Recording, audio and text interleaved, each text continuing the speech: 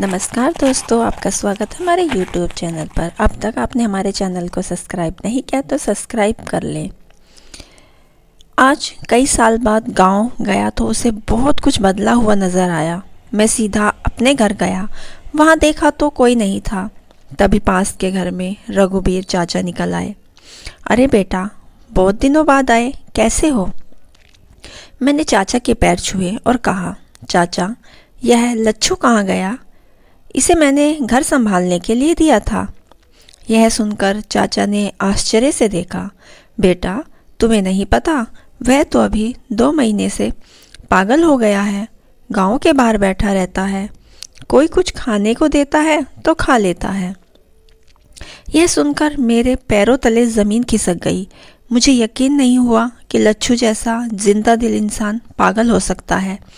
मैंने उत्सुकता भरी नज़रों से चाचा को देखा तो उन्होंने कहा, बेटा, पहले घर चलो, कुछ खा पी कर आराम कर लो, फिर बात करेंगे। मना करने पर भी वे ज़बरदस्ती अपने घर ले गए। वहाँ चाय नाश्ता कराने के बाद सबसे पहले मैंने लच्छू के बारे में पूछा। तब चाचा बोले, बेटा, उसकी जिंदा दिली ही उसकी दुश्मन बन गई। मेरे सब्र का बांध टूट रहा था। मैंने कहा, चाचा, हम तो उसे बचपन से देखते ही आ रहे हैं, हर हाल में खुश, भला उसे किसी की परवाह नहीं थी। ऐसे मस्त मौला आदमी को काहे की चिंता? यह बोलते बोलते मैं ख्यालों में खोसा गया। मेरी मुलाकात लच्छू से तब हुई थी जब मैं 10 साल का था और मेरे पिताजी ने उसे काम पर रखा था। वह भाग भाग कर घर के सारे काम करता, पानी भरता, पूरे घर का झाड़ू पोछा करता। उसके बाद खाना लेकर खेत पर चला जाता, सारे दिन खेत पर काम करता। पिताजी उससे कहते, अरे लच्छू, खाना खाकर थोड़ा आराम कर लिया कर, बहुत धूप हो रही है। लच्छू मुस्कुराते हुए कहता, मालिक, अभी पानी देता आता हूँ। इन गेहूं की बालियों को धूप लग गई तो भूखे सोना पड़ेगा। ऐसी ही हंसी ठिठोलियों करता था लच्छू। मैंने कभी उसे छुट्टी लेते या थककर आराम करते नहीं देखा। भरी दोपहरी में मुझे साइकिल से स्कूल लेने पहुंच जाता। वहां मुझे 2 टॉफ़ी देकर इंग्लिश के 2-4 वाक्य सीखने की कोशिश करता। साइकिल पर बैठकर उड़ता हुआ सा घर पहुंचता। उसके बाद ही खाना खाता था। जब मैं स्कूल की पढ़ाई ख़त्म कर कर शहर पढ़ने जा रहा था तो सबसे ज़्यादा लच्छू भी मुझे स्टेशन तक छोड़ने आए। वहाँ पहली बार मैंने उन्हें रोते देखा था। एक घर के बुजुर्ग की तरह उसने मुझे अपना ख्याल रखने की नसीहत दी और एक कोने में खड़े होकर रोने लगा। मैंने उसे चुप कराया और पिताजी का ध्यान रखने को कहा, क्योंकि माँ के जाने के बाद पिताजी किसी से ज़्यादा बात नहीं करते थे, नहीं अपनी परेशानी किसी को बताते थे। कुछ दिनों बाद मैंने शहर में शादी कर ली। पिताजी आए थे, लेकिन उनके साथ लच्छू को न देखकर थोड़ी निराशा हुई। पूछने पर पिताजी ने कहा, वह घर और खेत की जिम्मेदारी संभाल रहा है। शादी के 3 साल बाद पिताजी की बीमारी की खबर पाकर मैं दौड़ा दौड़ा गांव पहुंचा।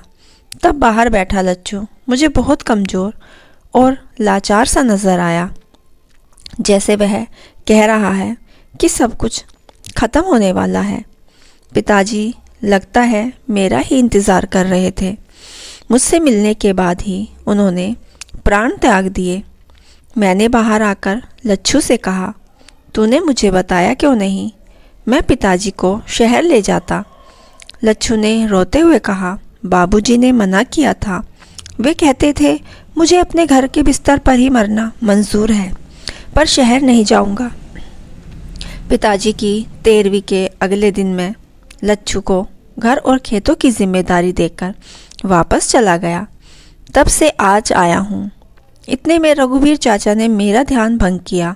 वो बोले, बेटा, तुम्हारे पिताजी के जाने के बाद लच्छू बहुत अच्छे से तुम्हारी अमानत समझकर घर और खेत की देखभाल कर रहा था। अकेला रह गया था, फिर भी पूरे गांव में हंसी मजाक करता था। गांव वालों ने अगले गांव में एक लड़की ढूंढकर उसकी शादी करवा दी। लच्छू शादी के बाद भी बहुत खुश था। उसे बना बनाया खाना मिल जाता था। हंसते खेलते समय कट रहा था। लेकिन एक दिन रात को वह लड़की घर का सारा रुपया पैसा लेकर भाग गई। सुबह सबने ढूंढा, वह नहीं मिली। बाद में पता चला वह शहर चली गई भागकर। लच्छू उस दिन से टूट गया। वह उसे बहुत प्यार करता था। अपने प्यार से ज़्यादा चिंता उसे तुम्हारे रुपये और जेवर की थी। उसे लगा कि कलंक लग गया। वह दिन रात गुमसुम सा बैठा रहता था। कुछ दिन बाद वह पागल हो गया। गांव वालों ने उसका गांव में आना बंद करवा दिया। अब वह गांव के बाहर बैठा रहता है। यह सब सुनकर मैं उससे मिलने की बेचैन हो गया। लेकिन रात हो गई थी। चाचा ने कहा, बेटा, रात को गांव के बाहर जाना ठीक नहीं। वैसे भी वह पागल है।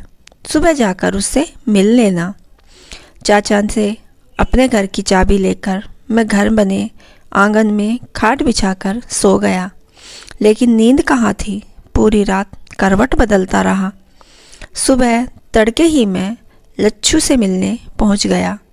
वहां जाकर देखा तो मैं उसे पहचान नहीं पाया। वह बिल्कुल कमज़ोर हो गया था। आंखें गड्ढों में धंस गई थी। आधे से ज़्यादा बाल सफ़ेद हो चुके थे। कपड़े फटे हुए थे। वह खेत के पास बैठा था। उसे देखकर मुझे झटका लगा कि यह क्या वही जिंदा दिल इंसान है जिसने हमारा पूरा घर और पूरा गांव चहकाता रहता था। वह अपनी बातों से हर किसी को हंसा देता था। सबसे राम राम करना, सबका आशीर्वाद लेना। आज उसकी आंखों में एक सूनापन था। मुझे एकटक देख रहा था। शायद उसे कुछ याद आया और उसकी आंखों से आंसू बहने लगे। मुझे वह कहीं से पागल नहीं लगा। कुछ देर बाद वह कहने लगा, भैया मुझे माफ़ कर दो। बाबूजी की अमानत में बचा ना सका। इससे पहले मैं कुछ बोलता वह वहाँ से खेतों की ओर भाग गया। मैं निराश होकर वापस आ गया। कुछ दिन बाद रघुवीर चाचा का फ़ोन आया। उन्होंने बताया कि पागल लच्छू नहीं रहा। मेरा मन ऑफिस में नहीं लग रहा था। मैं घर आ गया। घर आकर मैंने अपने आप को कमरे में बंद कर लिया। मैंने देखा मेरी आंखों से पानी बह रहा है। मेरा कोई रिश्ता नहीं था लच्छू से। बस उसके व्यवहार के कारण मैं दुखी था। इतने अच्छे इंसान का अंत ऐसे नहीं होना चाहिए था।